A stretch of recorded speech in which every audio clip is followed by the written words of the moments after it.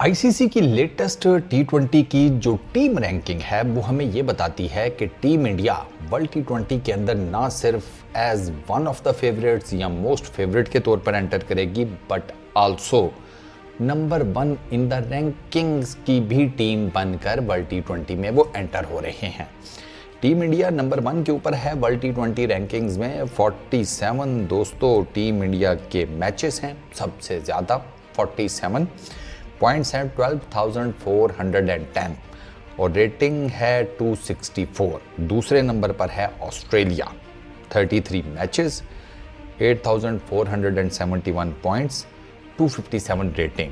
तीसरे नंबर पर इंग्लैंड है, 31 मैचेस 7,865 पॉइंट्स और रेटिंग है 254 की। चौथे नंबर के ऊपर वेस्ट इंडीज़ है टी20 की रैंकिंग्स में। पांचवें नंबर के ऊपर न्यूजीलैंड, छठे नंबर के ऊपर पाकिस्तान। आपको एक इंटरेस्टिंग फैक्ट बताता हूँ, वह by the way South Africa 7वें नंबर के ऊपर है।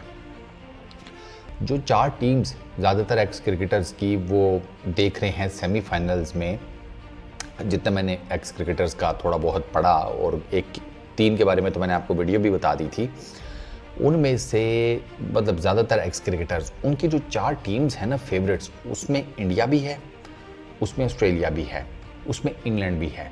यानी कि 3 टॉप की जो रैंकिंग और टी20 की टीम रैंकिंग, उसकी जो टॉप 3 टीम्स हैं वो तो हैं ही हैं।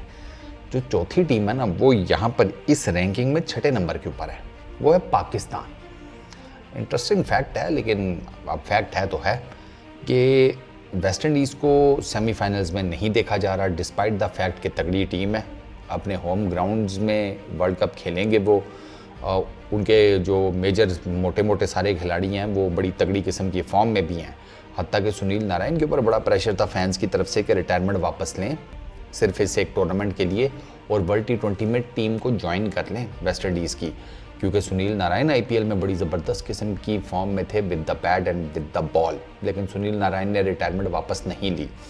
अच्छा, इंडिया की अगर बात की जाए ना तो इंडिया आपको एक कंप्लीट पैकेज के साथ, मैं हमेशा कहता हूँ वो एक कंप्लीट पैकेज के साथ आपको एंटर होती हुई नज़र आती है। 3 उनके पास फास्ट बॉलर हैं, बुमराह, सिराज, अर्शदीप। मोटा मोटा मुझे लगता है कि शायद वो 2 ही फास्ट बॉलर्स के साथ जाएं। वेस्ट इंडीज़ में शायद ही कोई विकेट हो जहाँ पर 3 फास्ट बॉलर्स की ज़रूरत पड़ जाए टीम इंडिया को, मुश्किल। हाँ, जो उन्होंने 4 स्पिनर्स रखे हुए हैं ना वो एक अलग चीज़ है, कुलदीप, चाहल, अक्षर पटेल, जडेजा। अब देखना ही होगा कि इनमें से वो किस किस को खिलाते हैं फाइनल 11 में टीम इंडिया, क्योंकि ऑलराउंडर्स में हार्दिक पांड्या ऑलरेडी मौजूद हैं। बैटिंग लाइन तो उनकी वैसे ही स्ट्रॉन्ग है, रोहित हैं, जायसवाल हैं, विराट कोहली हैं। ये तो उनका पहले 3 का जो जिसे कहते हैं ना टॉप ऑर्डर वो तो सॉर्टेड है। दो कि विराट कोहली के बारे में कहा यह जा रहा था कि जिस तरीके से उन्होंने आरसीबी में ओपनिंग की है तो हो सकता है कि वो वर्ल्ड टी20 में भी ओपनिंग ही करे। लेकिन जायसवाल के आने के बाद ना नज़र ही आता है कि नहीं, विराट कोहली ओपनिंग नहीं करेंगे, वो 1 डाउन ही आएंगे। रोहित और जायसवाल ज़्यादा चांसेस यही हैं कि यही दोनों ओपन करेंगे, विराट कोहली आएंगे नंबर 3 के ऊपर। फिर उनके पास दुबे भी हैं, फिर उनके पास सैमसन भी हैं, फिर मैंने आपको बताया पांड्या भी हैं, फिर जडेजा। तो तगड़ी बैटिंग, ठीक है। उसके बाद बाय द वे ऋषभ पंत को आप भूल रहे हैं, 2 विकेट कीपर भी हैं, ऋषभ पंत और प्लस संजू सैमसन। दोनों विकेट कीपर बैट्समैन हैं और दोनों ठीक ठाक किस्म की फॉर्म में आईपीएल में हम देख चुके हैं, इन पर्टिकुलर सैमसन। अच्छा, तो top order sorted, middle order sorted, किसी को भी खिला लें कोई दिक्कत नहीं है। दुबे हो गया, पंत हो गया, सैमसन हो गया, वो उसमें से किसी को भी खिला सकते हैं। मिडल ऑर्डर भी सॉर्टेड। उसके बाद जो ऑलराउंडर्स है 2 वो भी सॉर्टेड चल रहे हैं। पांड्या की थोड़ी सी जो फॉर्म है वो ज़रा दिक्कत का बाइस में भी बन जाए, आई डोंट नो, वो स्लगिश सी विकेट है, हो सकता है पांड्या वहाँ पर बचत कर जाए। बात कर रहा हूँ बॉलिंग की।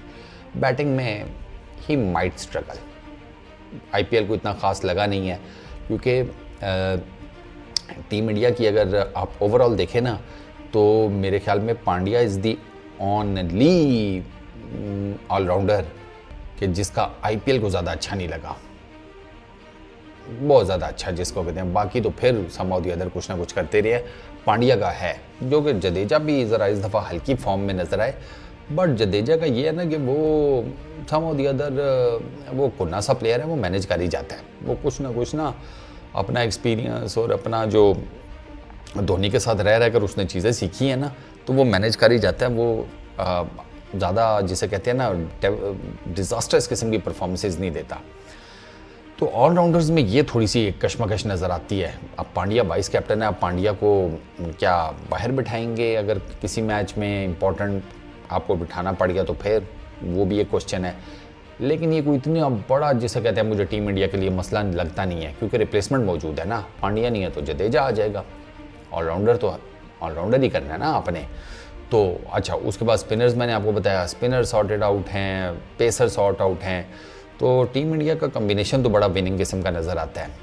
बस एक इशू है टीम इंडिया का, सिर्फ एक। बाकी बैटर उनके अच्छे, बॉलर अच्छे, स्पिनर अच्छे, ऑलराउंडर अच्छे। किस्मत, लक फैक्टर। 2013 में लास्ट आईसीसी का एक इवेंट जीता था टीम इंडिया ने, चैंपियंस ट्रॉफी। उसके बाद से सर फाइनल आए, सेमीफाइनल आए, मल्टीपल चीज़ें आई, लेकिन टीम इंडिया जीता नहीं। आईसीसी का कोई इवेंट टीम इंडिया जीती नहीं है, बस ये एक इशू है। 2023 में वो फाइनल में बैठे हुए हैं एज ए फेवरेट्स, मतलब सवाल ही पैदा नहीं होता, कुछ सोच भी नहीं सकता था हारेंगे। 11 मैचेस 10 जीत के आए हुए थे, 11वां हार के फाइनल। तो अगर किस्मत उनका साथ देती है फिर तो वर्ल्ड T20 आपको टीम इंडिया का ही नज़र आता है। हाँ, किस्मत ने अगर वही, मैं जो हमेशा कहता हूँ, कोनी मार के आपकी नक्सीर फोड़ दी तो फिर तो कुछ कहा नहीं जा सकता। Let's see. फिलहाल तो मैंने यही बताना था कि फेवरेट्स तो हैं, T20 की टीम रैंकिंग में भी नंबर 1 पर हैं। वो इतनी मेजर जिसे कहते हैं ना पोजीशन के साथ टीम इंडिया एंटर होगी वर्ल्ड T20 में। Best of luck to Indian cricket fans. इस वीडियो में इतनी, अपना बहुत ख्याल रखना। नेक्स्ट वीडियो में मुलाकात होगी। Peace out.